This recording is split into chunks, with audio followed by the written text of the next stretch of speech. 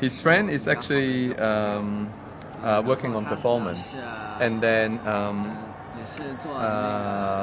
they knew each other, and so he looked for him for the film, and also he is normally acting on I don't know if it's called transsexual, but then he's a man, but he likes to act as a woman, yeah, and so Tao got this film which is needed for this character, and so this is really perfect for the film. So actually, the starting of this film is because Tao got his graduation project, and this is actually his graduating film. And then he actually likes to watch soap opera when he was young. And then a lot of soap opera in China, they have kind of trans-dressing element, which is like men acting women or women acting men. And then he finds it interesting in this aspect. And then so the focus for this film is actually the Chinese soap opera, but also within the soap opera, it got also another element of investigating the youth in China, which is thinking about the act of the way of acting for the youth in China nowadays.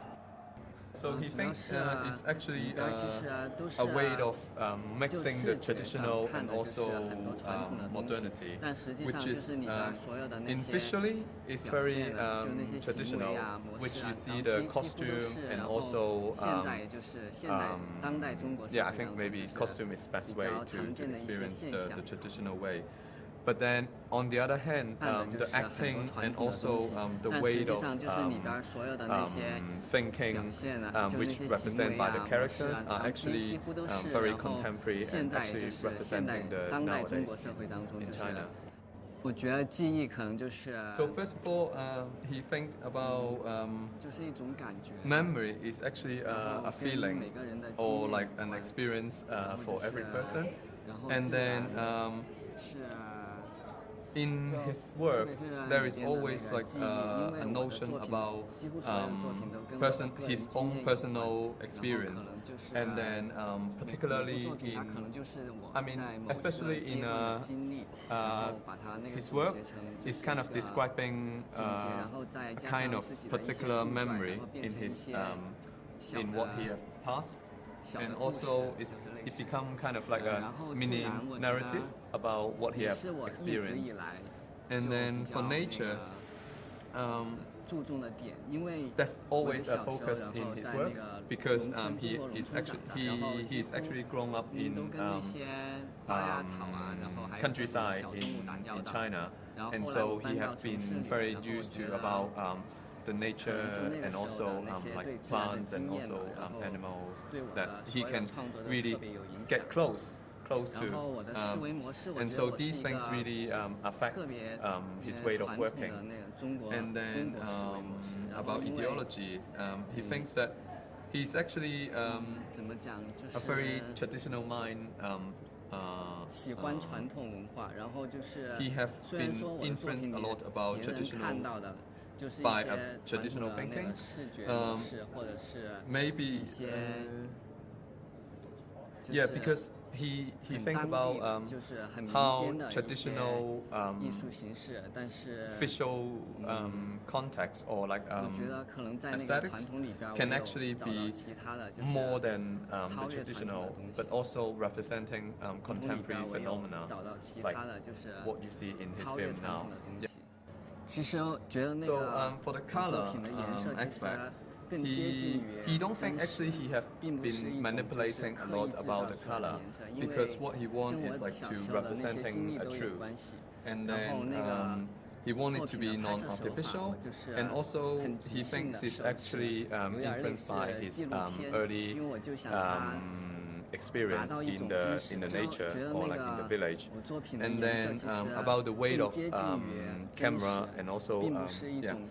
So he thinks he actually enjoy about having improvisation and then using a lot of techniques in documentary because he thinks it is closer to the truth of representation.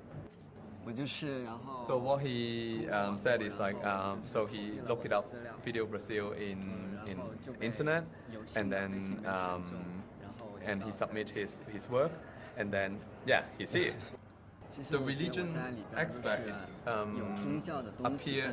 have appeared in his work, but then actually this is not his main concern in his work.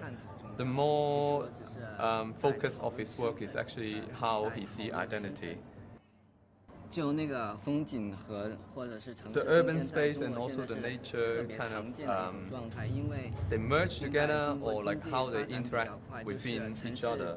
It's actually a very common phenomenon in China because of the very fast growing of China, and then it always happens in cities which is like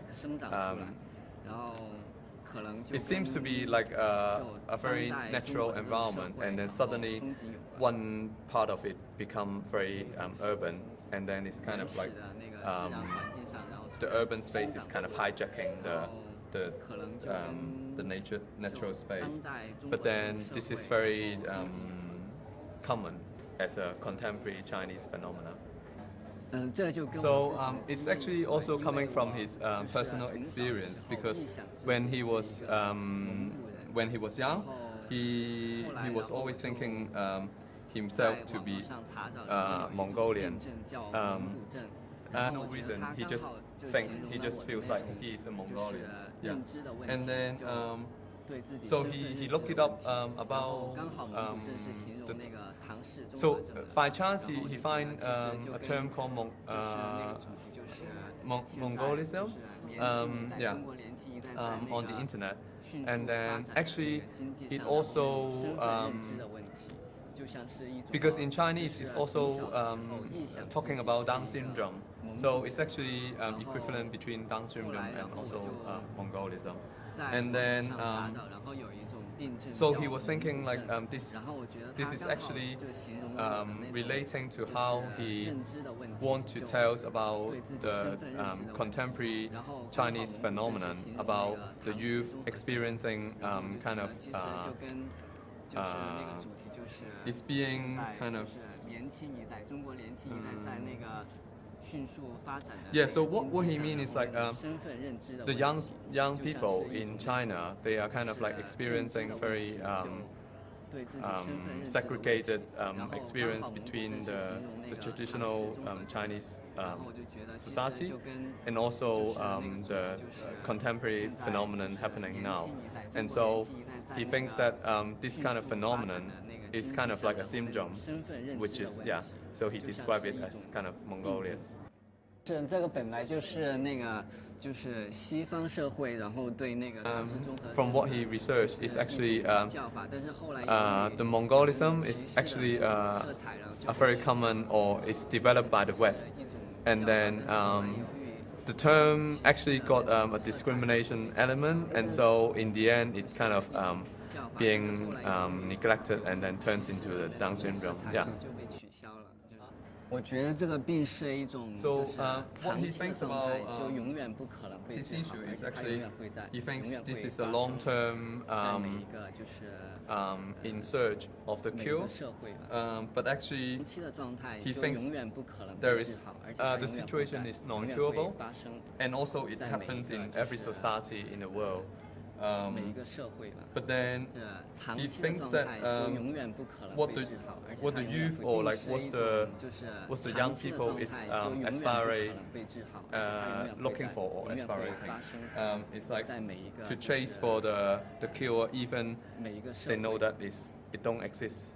Yeah.